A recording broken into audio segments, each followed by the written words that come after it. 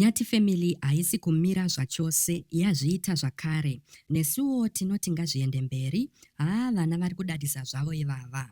Pano panonzi pano, ndapota kana iri first time yako kuva pano, baya apo pakanzi subscribe. Wobva walaika nekushare video rino.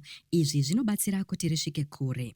So mushure mekuvakirwa imba, manshoni yavo navaBhanabhasi, Gilbert naJoy Nyathi vabva vati regai tiite chishamiso uko kunobva makomborero edu. Nyathi family is building a house for their parents. Nyathi, uri mukwasha anoverengwa pavakwasha. Well done. Unomuramba seiko mukwasha anovakira mai vako imba? Mukwasha akarongeka. Izvi zvinodiwa tozvitenda kuona misodzi yevabereki ichibuda nemufaro.